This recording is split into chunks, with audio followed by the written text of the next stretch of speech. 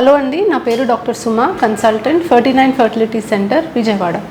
Irregular periods వస్తే సహజంగా pregnancy రాదా? సో చాలా కామన్గా ఇర్రెగ్యులర్ పీరియడ్స్తో మా దగ్గరికి పేషెంట్స్ వస్తూ ఉంటారండి. సో ఇర్రెగ్యులర్ పీరియడ్స్ వల్ల మాకు ప్రెగ్నెన్సీ అనేది న్యాచురల్గా రాదా అని అడుగుతూ ఉంటారు. సో ఇర్రెగ్యులర్ పీరియడ్ అనేది ఫస్ట్ డిఫైన్ చేయడం అనేది కరెక్ట్గా చేయాలి. చాలామందికి పీరియడ్ అనేది ఒక 2-3 డేస్ ముందు వెనక వచ్చినా ఇర్రెగ్యులర్ అని అనుకుంటూ ఉంటారు. బట్ నిజానికి పీరియడ్స్ అనేవి 1 వీక్ ముందు 1 వీక్ తర్వాత వచ్చినా కూడా అది నార్మలే. ఒకవేళ 1 వీక్ లోపు వస్తుంది లేదా 1 వీక్ లేట్గా వస్తుంది అంటే అప్పుడు మాత్రం ఖచ్చితంగా ఇవాల్యుయేట్ చేసుకోవాలి.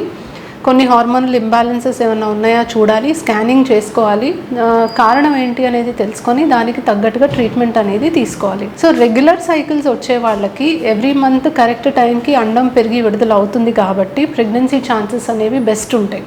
బట్ ఇర్రెగ్యులర్ సైకిల్స్ ఉన్నప్పుడు మనకి ఎగ్ పెరిగి విడుదలవడం అనేది లేట్గా జరగచ్చు, ఎర్లీగా జరగచ్చు, ఒక్కొక్కసారి జరగకపోవచ్చు కూడా. సో ఓవ్యులేషన్ అనేది జరగకపోతే మనకు ఆ మంత్లో ప్రెగ్నెన్సీ ఛాన్సెస్ అనేవి ఆటోమేటిక్గా తగ్గిపోతాయి.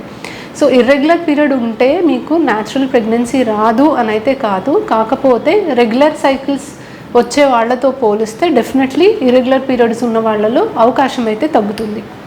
సో ఇర్రెగ్యులర్ పీరియడ్ ఉంటే మరి ట్రీట్మెంట్ అవసరమా అనే దానికి వస్తే ట్రీట్మెంట్ తీసుకొని రెగ్యులర్ సైకిల్స్ వచ్చేలాగా చేస్తే ఓవ్యులేషన్ అనేది కరెక్ట్గా జరిగి ప్రెగ్నెన్సీ ఛాన్సెస్ అనేవి డెఫినెట్గా ఇంప్రూవ్ అవుతాయి.